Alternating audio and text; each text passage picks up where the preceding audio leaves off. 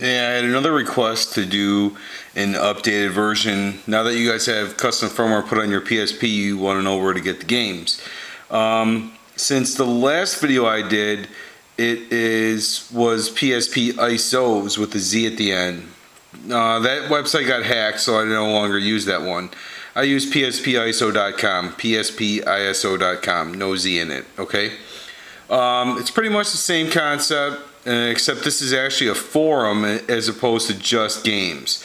This website is very useful for if you need help with something, if you want to get games, whether it be minis, PSX games, those are PlayStation 1 games, or PSP full games. You do have to register, so you need to create an account with your username and your email and all that other good stuff. One recommendation that I do is, one thing that is very annoying about this site is you constantly get this. If you have speakers on, you will constantly get that every time you log on. So that's why I always just turn the sound off, because it gets very freaking annoying. Once you're registered and you log on, you scroll down to where it says PSP downloads, okay? The very first one, it'll say PSP games. Now, the person who I use Antichrist 84. There's a bunch of different ones, bunch of different guys who have them. However, we'll just go through these really quick. The ones I recommend you use, if you're not used to using forums, okay, over here where it says views, look for the ones that have all the high ones, okay? If someone's just suggesting, oh, I have this one game, then it possibly could be fake. Okay, so I don't recommend, I always recommend this guy, Antichrist 84, okay? Click on it, and plus his are one link games, which is always nice too. Now the good thing about games now is, okay, another thing too, for whatever reason, this one's opposite of Xbox 360 ISO. I always have to click on the last page. Okay, I'm sure there's a setting where you can change that. However, that's the way mine's set up, and it's actually quite annoying, but whatever. Oh, my tripod messed up. One sec. Okay, so once you're on the last page, there will be a series of games. Okay, whatever game you want, you just scroll down and find it. Okay, since I'm already here, now see, that's the good thing that is updated, is that you'll see game files be a lot smaller now. Like Dirt 2 is only 267 megabytes, okay, and 1 gigabyte is 1000 megabytes. Okay, so basically I have a 4 gigabyte card, so you can put a ton of games on there, as opposed to when I first started doing this, you're only able to have maybe 3 or 4. There still are guys with files that are large, but that's why I recommend this guy. We'll just use this for example. Now he uses FileServe. This will not be the same for everybody, okay, but the process is similar. Alright, so in the top right hand corner you'll see a little thing that is timing down. Wait until it says skip ad. Alright, don't click on anything else, there's no need for that. Click skip ad. Okay, it'll bring you to FileServe.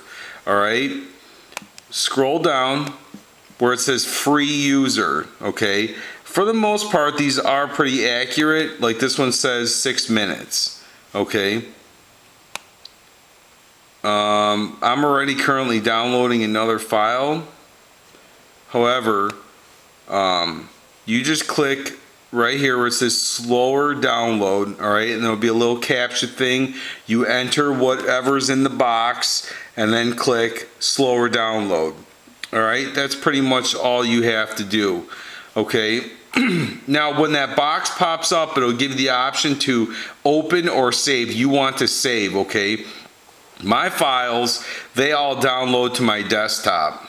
Alright, so now you do need to have a you need a program to unzip, or that's the best terminology I can use, to unzip that file. Okay, when you do get a file, I'm on Windows 7. Alright, I believe it looks the same on XP Vista and 7, I'm not sure. But it'll look like a stack of books, all right? All you need to do, now this is not a game, but all you need to do is right click and hit extract here. That's all you gotta do. And what it will do is, it will give you a file that's similar to these, okay? That right here, AOT40, that's an ISO. And these files that just have the white page, those are .cso files. Both the same, however, ISOs are generally larger files. Okay, so once you have that, all you need to do is, this is the root of your memory. Once you plug your PSP in, this is my PSP, this is the 3000. Put it back in USB mode.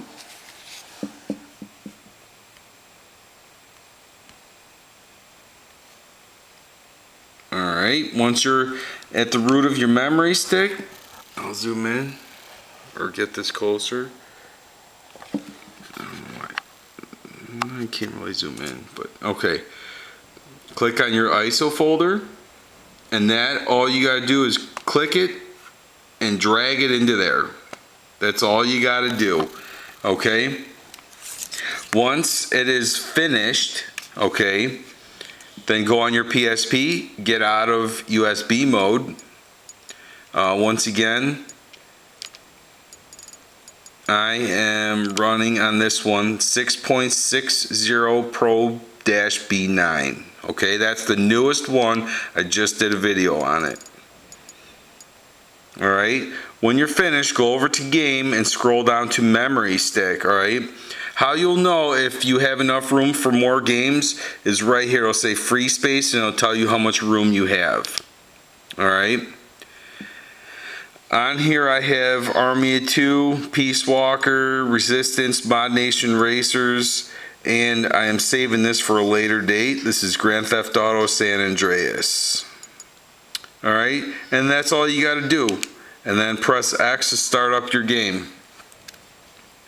And to show you that I don't have Army of Two in here, still Mind Quiz. So that is pretty much it. It doesn't really get much simpler than that. Things have become a lot easier since I started doing this a couple of years ago. As the firmware has progressed, the easier it gets. If you have any questions or anything on how to use the website, or if you run into any problems or anything, feel free to send me a private message or a comment. I do actually respond better to private messages. So yeah, once again, thank you. If you are subscribed, appreciate your support. If you're not subscribed, feel free to do so. And yeah, thanks for watching.